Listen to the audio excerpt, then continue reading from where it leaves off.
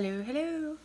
So we're going to look at my next 7 days of October Daily per the prompts from Pink Godbird. One thing I do have to say about these prompts, they really, really help me be creative and give me something to go from, and I really enjoy that part of it. But I really wish I'd have made a bigger spine because I am only on day 14 and my book is bulging. Bulging, bulging, bulging. Okay. Anyway, let's get into it. So, for you guys to know, I was up to day 7 previously. And now we're going to work on looking at day 8. The prompt was, let's collage a ghost. Allow yourself to get creative with your mediums. Well, y'all really, really love my pop-ups, so I went and did another pop-up. The problem is my book is so jam-packed that he's become quite flat. So anyway, here's my ghost. And he's in a graveyard. And you can see here's the rest of my collage. I used some die cuts.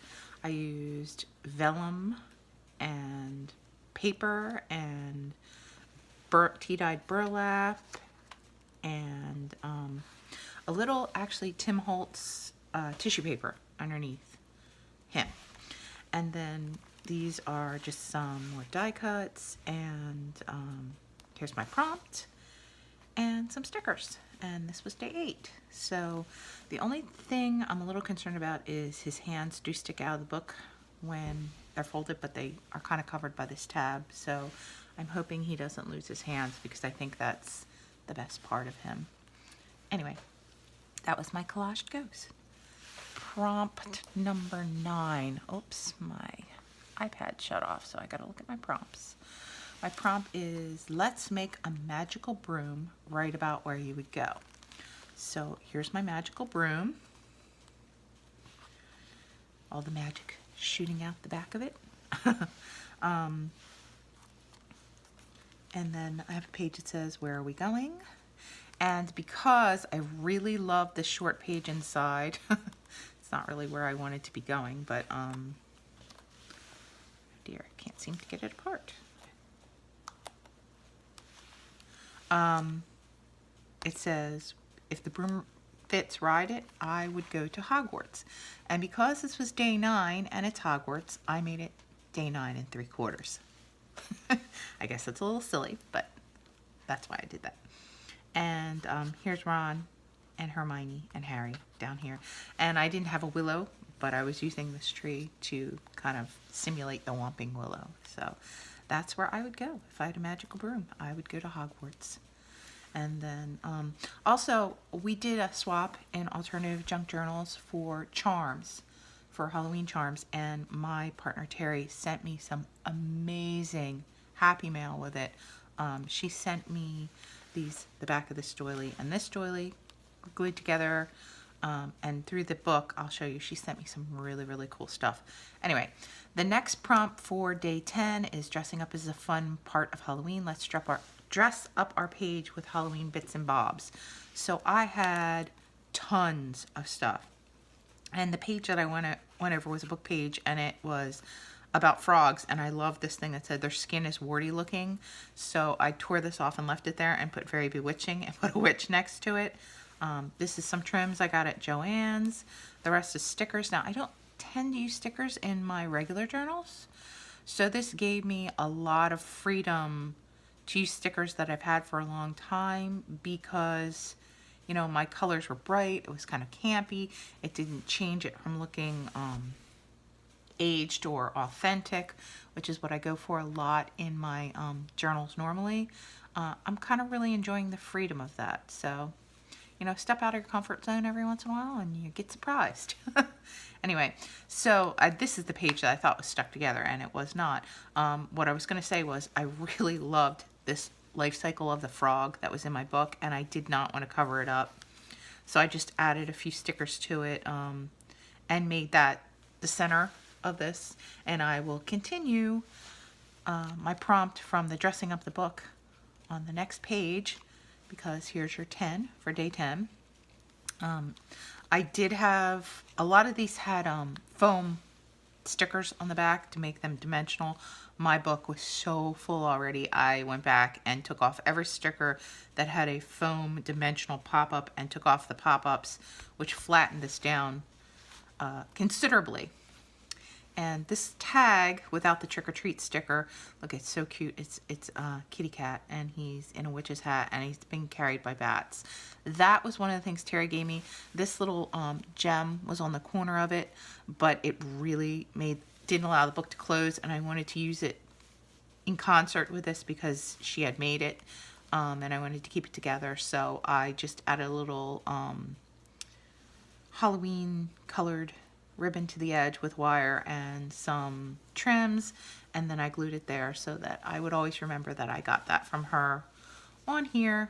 But and then it left a little boo-boo, so I covered it up with some washi, and I really enjoy the way the leaves are falling on this page. So that is the last of page 10, where I dressed up my page. Let me look at my next prompt. My next prompt was, oh, let's make an invitation to the ultimate Halloween bash.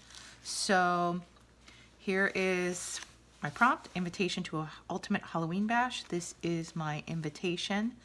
Happy Halloween, our favorite holiday, 31st of October. And then I did a pop-up, and it says, you are invited to a horror Halloween party, 25389 Scary Road, Spookyville, Delaware, 19951, October 31st, 12 a.m. to ? Costumes are essential. And I used a Ouija board for my invitation, and I made a little planchette, and I actually did cut this out and put some clear acetate in there, but it's glued down now. Obviously it won't move, but I thought that was kind of cool to make it a little more realistic. And then the page that I was working on was about funeral customs, so I left the word party and funeral customs there. I actually added the word party, but left the word funeral customs there. And that is my invitation to my Halloween soiree. I really kind of wish I was having one now. Anyway, the next page was take a picture of something Halloween related and write about it. So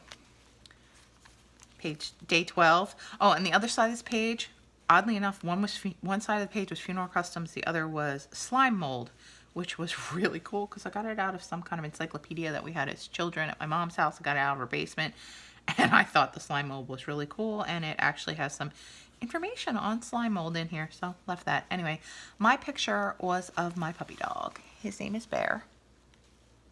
And this is a picture from when he was just a wee little monster. He's now 4, but this is from before he was 1. We dressed him up as a bat because every time someone showed, I don't know if you guys get tagged on these things on Facebook, but they always have a lot of bats, like with little like pacifiers in their mouth, like from a sanctuary. His face looks just like them when he was a baby. So that is my little monster, Mr. Bear. That's his name, Mr. Bear. And yeah, so that was my picture that I took a picture of. That was something Halloween. And let's look at my next prompt. Okay, next prompt. Make 2 tags with trick-or-treating safety tips. What safety tips were you given? Well, I've been a mom. I've been a mom for a really, really, really long time.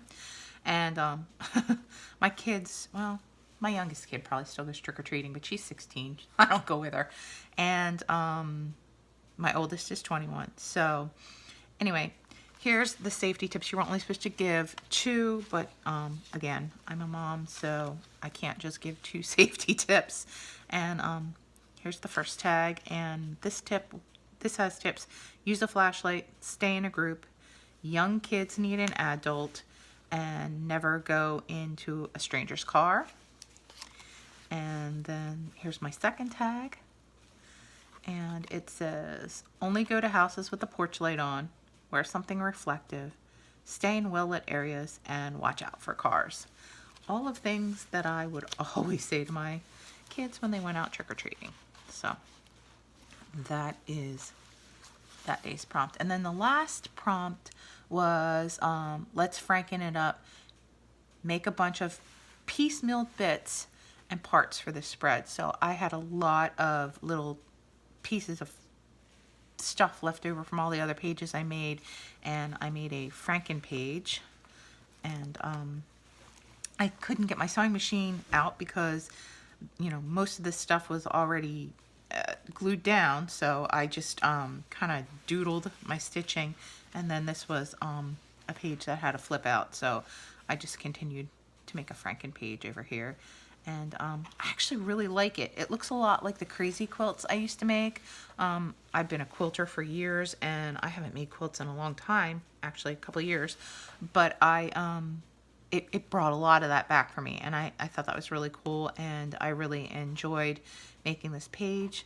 And this is the last day of prompts that we have, so I'm hoping that April will come out with some more, probably tomorrow, because tomorrow's Monday, and I will show you more of the book then. My suggestion, though, I had some questions from people who looked at my previous days, and my suggestion is make a much bigger spine than I did. I tend to not finish dailies when I make them, to be honest, but I think I will because April's giving me prompts, and that sparks my creativity.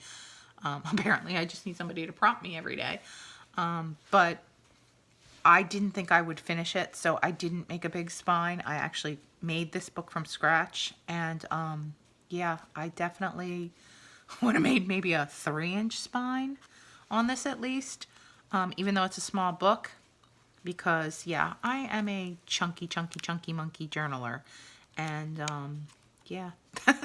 I hope I can fit the rest of the days in here. If not, it's just gonna like splay open like this forever, because I like what I've done so far. I've taken out as much of the bulk as I can by you know, taking out foam tape behind things and stuff like that. But I try to make flat, you know, this is probably the flattest I can make something, and it's just not my nature. It stifles my creativity, and you know what, the book is for me, so if it never closes and it looks like a big fat mess, what difference does it make? It's just for me. So anyway, I hope you guys are trying this. You know, let me know what you guys are doing, and let me know if you like the path I'm on with this, and I hope you have a great rest of the weekend. I'll talk to you guys later. Bye bye.